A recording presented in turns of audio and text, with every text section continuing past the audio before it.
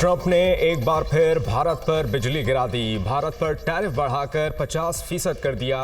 मजीद पाबंदियां लगाने की भी धमकी। भारत को रूस से तेल खरीदने की कीमत चुकाना होगी। अमेरिकी सदर ने वाज़ेह कर दिया। चीन पर भी टैरिफ लगाने का इंदिया। कहा कि रूस पर टैरिफ का तयन बाद में करेंगे। रूसी सदर के साथ बहुत अच्छी बातचीत हुई। प्यूटन से बातचीत को ब्रेक थ्रू नहीं कहूँगा, ये अच्छा मौका है। रूसी हुक्काम से जल्द मुलाकात होगी।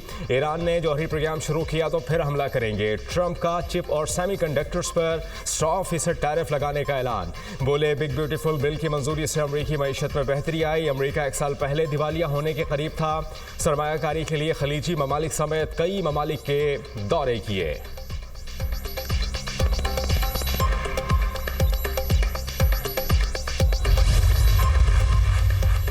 डोनाल्ड ट्रंप ने बहादुराना और मंतकी काम किया। इन ममालिक को सजा दी जो रूसी तेल और गैस खरीदते हैं। बरतानिया और दीगर यूरोप में ऐसा करने की हिम्मत कब होगी? साबिक बरतानवी प्राइम मिनिस्टर बोरिस जॉनसन का बयान। सस्ता रूसी तेल खरीदना अब इतना आसान नहीं होगा। भारत पर इजाफी 25% टैरिफ लगाने के फैसले को सराहता हूँ। रूस का तेल खरीदते रहे तो टैरिफ के बगैर अमरीकी मईशत तक रसाई नहीं मिलेगी। अमरीकी सेनेटर लिंडसे ग्राहम का बयान।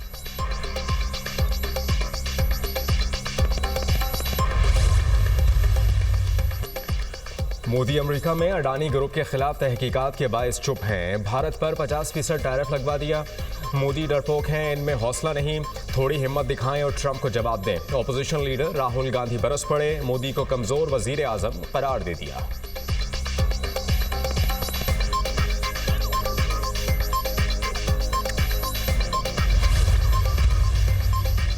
ट्रंप टैरिफ से खौफजदा। मोदी 7 साल बाद चीन का दौरा करेंगे। मोदी 31 अगस्त से शुरू होने वाले शंघाई ताउन तंजीम के इजलास में शिरकत के लिए चीन जाएंगे। मोदी चीनी सदर शी जिनपिंग से मुलाकात भी करेंगे।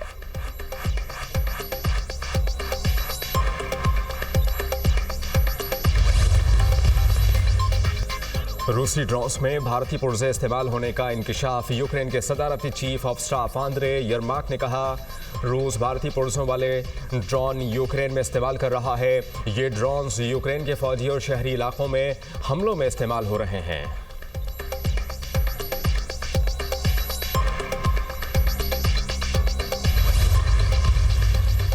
दहशतगर्दों का मस्तूम में फोर्सेस की गाड़ी पर हमला। धमाके में मेजर रिजवान ताहिर समेत 3 फौजी जवान शहीद। शोहदा में नाइक इब्ने अमीन और लांस नाइक मोहम्मद यूनुस शामिल। क्लियरेंस ऑपरेशन में भारतीय स्पॉन्सर्ड 4 दहशतगर्द मारे गए। मेजर रिजवान शहीद एक दिलेर ऑफिसर थे। दहशतगर्दी के खिलाफ मुतादिद ऑपरेशन में हिस्सा ले चुके थे। शहीद ने हमेशा फ्रंट लाइन से अपनी जवानों की क़यादत की। बहादुर जवानों की कुर्बानियां हमारे आज़म को मज़ीद तक़वियत देती हैं। सिक्योरिटी फोर्सेस वतन अजीज से दहशतगर्दी के मुकम्मल खात्मे के लिए पुरआज़्म है। ISPR।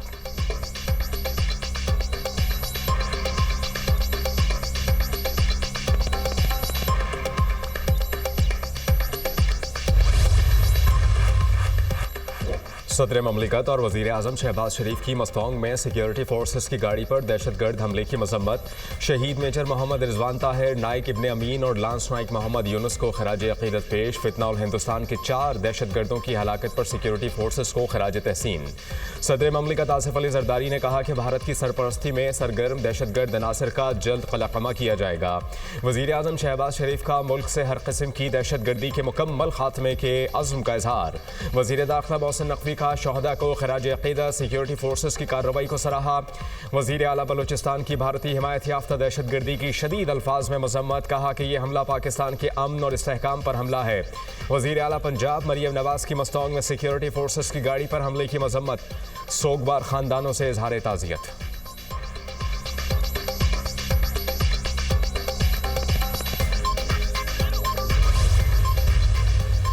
पाकिस्तान स्टॉक मार्केट में तेजी का रुझान बरकरार। स्टॉक मार्केट 1,45,800 पॉइंट्स पर ट्रेड। 100 इंडेक्स में 700 से ज्यादा पॉइंट्स का इजाफा।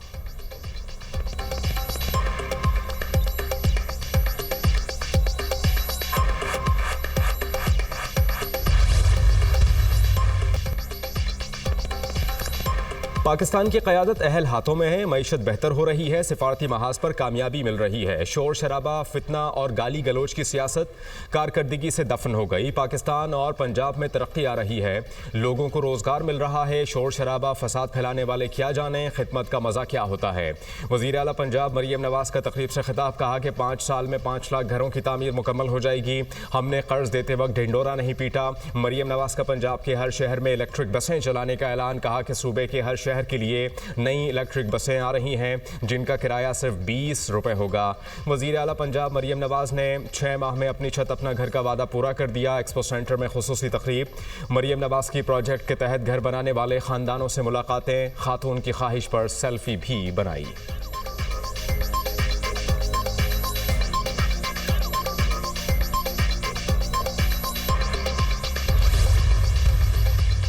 पेशावर हाईकोर्ट ने इलेक्शन कमीशन को उमर अयूब और शिबली फराज के खिलाफ मजीद कार्रवाई से रोक दिया। शिबली फराज और उमर अयूब की नहली के फैसले के खिलाफ दरखास्तें, पेशावर हाईकोर्ट ने दरखास्तों पर महफूज फैसला जारी कर दिया।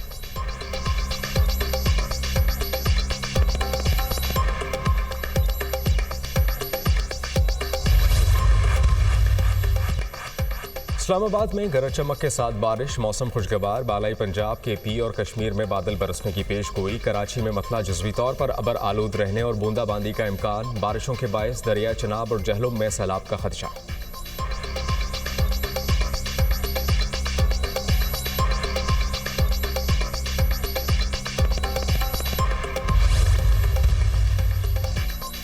वज़ीर ख़ारजा इसहाक़ डार की ज़ेर सदारत बैनुल वज़ारती इजलास, मुख्तलिफ महकमों की कारकर्दगी बेहतर बनाने पर गौर। बैनुल वज़ारती ताउन को मजबूत बनाने, अमल दरामद में तेज़ी और शफाफियत पर जोर। इसहाक़ डार ने मौसर शफाफ टेक्नोलॉजी से लैस और नताइज पर मबनी तर्ज़ हुक्मरानी के अज़्म का अदा किया। हुकूमती इदारों की इस्तेदाद कार में बेहतरी, एहतसाब और काबिल पैमाइश नताइज की फराहमी पर जोर।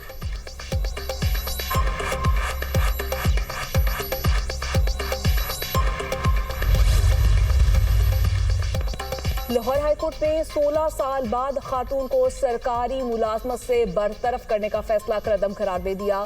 जस्टिस मलिक अवैस खालिद ने तहरीरी फैसले में कहा, महज इंक्वायरी की बुनियाद पर किसी मुलाजिम को नौकरी से बर्खास्त नहीं किया जा सकता। फेयर ट्रायल के बगैर बरतरफी आइन के आर्टिकल 10A की खिलाफ वर्जी है। अदालत ने नौकरी से हटाने का नोटिफिकेशन मंजूर करते हुए महकमे को दोबारा इंक्वायरी की हिदायत कर दी। वाजिबात की अदायगी इंक्वायरी के नतीजे में मशरूत। खातून मुलाजिम को 2009 में जाली असवाद के इल्जाम पर निकाला गया था।